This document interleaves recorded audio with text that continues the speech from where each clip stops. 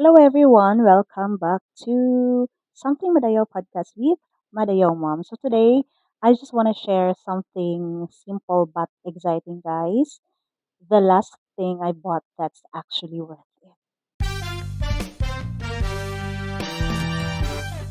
So, unsa ka, ano yeah. This one, this mini wireless microphone for vlogging, for podcasting, for interviews. So, yeah, this one. It's F11-2. I'm not familiar with the brand, but I can say it's worth it naman. It says here, plug and play, 20 meters of accessible reception, precise radio, clear timbre, highly sensitive, widely compatible. This one, and I like it. If you've seen my unboxing, nag-upload na ko kay actually kusog kay tong ulan sa gawas, kusog jud siya. But na-amaze ko kay wala gyud siya nadungog. Dili kanina ko madungog akong sarili nagastorya ako ginasyagit na ako but na-amaze ko wala gyud siya nadungog sa yeah, kaingon ko na it's worth it. And I'll explain later why. And duha siya ka buok i-charge nako. Duha siya ka buok. It comes with wire accessories and some accessories. This one for voice cancelling.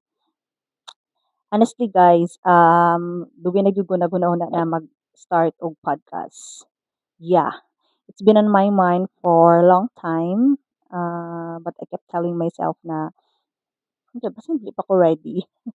If you've listened or watched sa akong last upload sa YouTube, guys, entitled After Thinking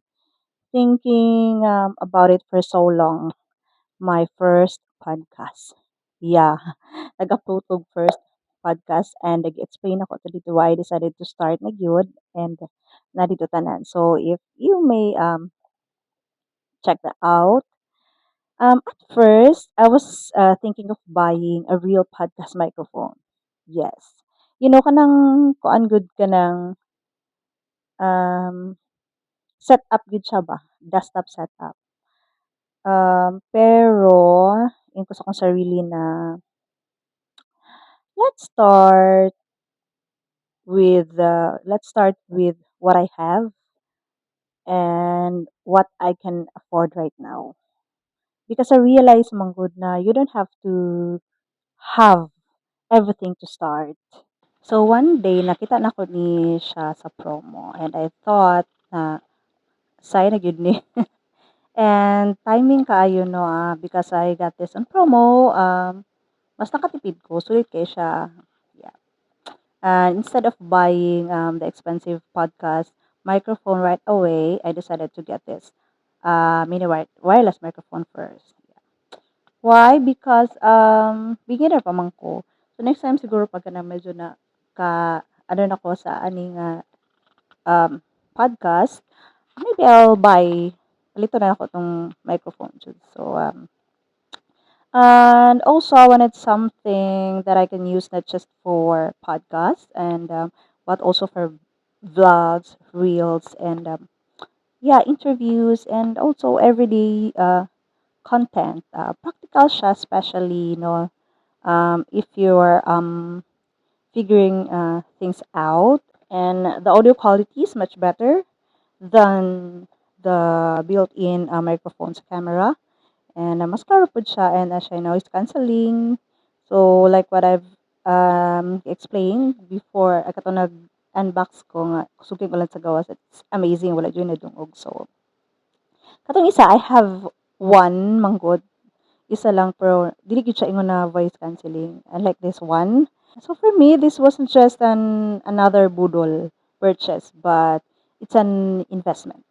And sometimes no, we think we need the perfect setup before we start, the perfect microphone, the perfect camera, the perfect room, but the truth is no, you can always upgrade later. Yeah, para nako mas importante na makasugod kaysa sa maghulat sa perfect setup. What's important is that you begin, that you start little by little, one piece of equipment at a time. step by step lang. As your skills grow, your setup will grow too.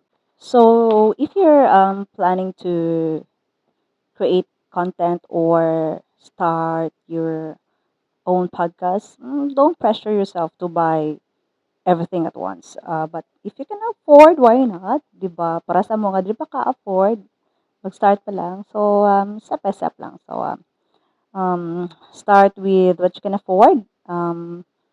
Take advantage of good deals, promos, and pinaka-importante na mag-start. Just start. And because the best investment, man, good noise, isn't always the most expensive gear or expensive tools or equipment. Just having the courage to start, just having the courage to begin. And who knows, no, kaning gamay na microphone, kanang mo ni ang first step sa ako ang podcast journey, di ba? Who knows, this little microphone might be the beginning of something bigger, right?